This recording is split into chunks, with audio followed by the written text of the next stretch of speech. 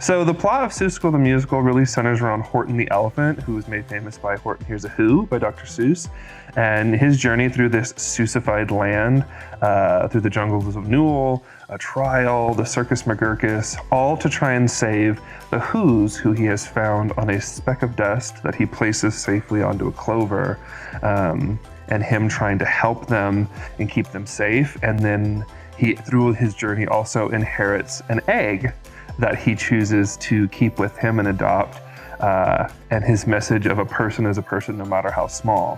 And that is really kind of the core of the story of Seussical the Musical, that everybody has value, everyone has something to contribute, and Horton, even through bullying and being dismissed, still feels strongly that he should care for these people and do the right thing and get them to safety. He also meets a young boy named Jojo, who exists in the Who world, who's sent off to military school for having too many thinks and thinking outside the box, and that is dangerous to his community. And Horton partners with him and kind of mentors him through his struggles as well. So it's a really wonderful story. Some of the biggest challenges with Seussical the Musical is it's written really like an operetta, so the whole thing is underscored. Even the scenes of dialogue have specific music written underneath it. So Nate Hodges, the choreographer, and Abby Rosen, the music director, the three of us work so collaboratively, even more so than I think we would on a different musical, because everything we do layers over each other. Even the way I pace a scene has to have musical undertones. So the challenge of finding the right pace that matches the music, having elements of the choreography and the physicality that Nate's building really come through in the scene work, because there's not a lot of moments where there isn't music, dance, some sort of extravagant Seussy thing. So the three of us really have to get together and troubleshoot so much of the story.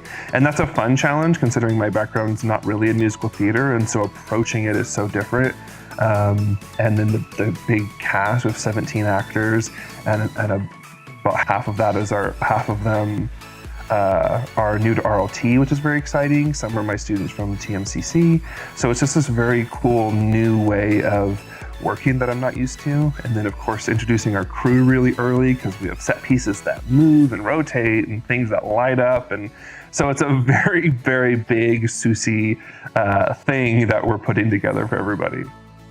The cast is incredible. We have 17 actors. You know, we have from tweens to people in their 40s and 50s. And so this just cross-generational cast, cross-cultural cast brings so much life to the story. And from day one, we as a team really wanted to encourage them to be generative actors, to bring ideas in, to bring in questions, to bring in things that they're working on with the different leads on the creative team, and figure out how we can make it all come to life. Even in the big ensemble numbers, we're encouraging them to, yes, hit the mark, do the blocking, hit the choreography, and these beautiful musical notes, but also like, what is the story? What does this person think of? What's their perspective?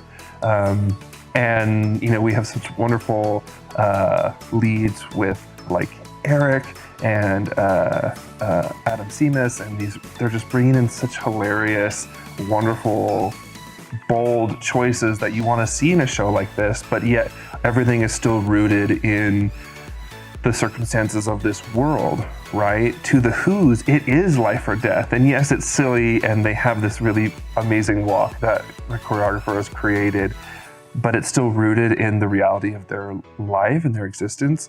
And that just then elevates the emotional touch points of the play and the story. We have two JoJos who will alternate throughout the summer performing in the show, and each one has such a unique emotional center to who their JoJo is. in theater, each performance is always slightly different because it's live and it's in the moment and you're reacting to the present gifts that your partner is offering you. But then to have two different JoJos who are so integral to the story even enhances that level of, oh, what's going to happen next? And their approach is so different. So that's been super fun.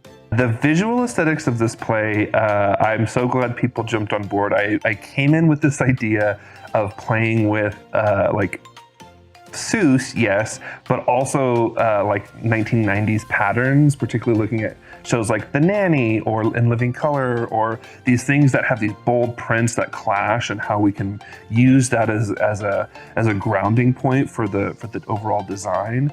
And that's been so cool. The set is so intricate.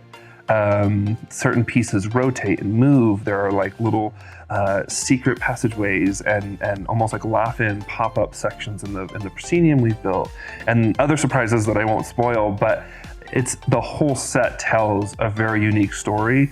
And although it is big and colorful and the costumes are intricate and wonderful and all of that with the choreography and the music, we've also tried to honor Dr. Seuss as an illustrator, in that so many scenes will have these big colorful moments, but also having these really specific grounding points where it's just the character in space with one visual component that gives you the sense of the picture, the same way Dr. Seuss would often draw, where Horton's on a hill and there's like one tree next to him, and yet we get the whole scope of what he's experiencing.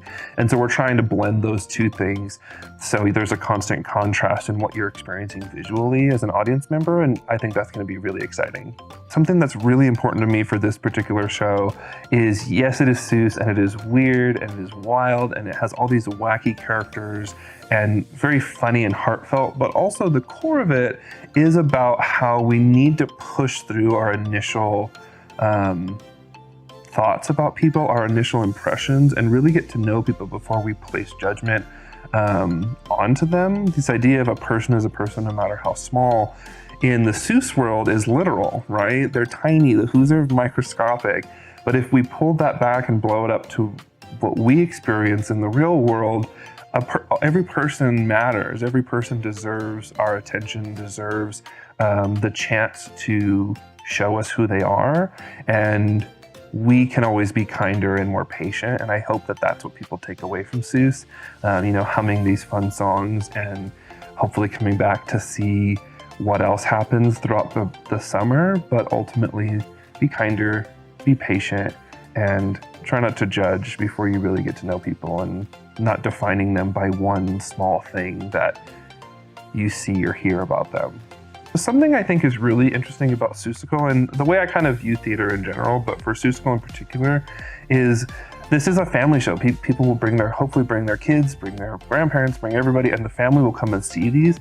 And I hope there is a call and response style to how they respond to the story, right? Like if kids want to yell at the cat, or they want to, sing along if they know the songs, or if there's, afterwards we're hoping to have these like little meet and greets with these iconic Who characters.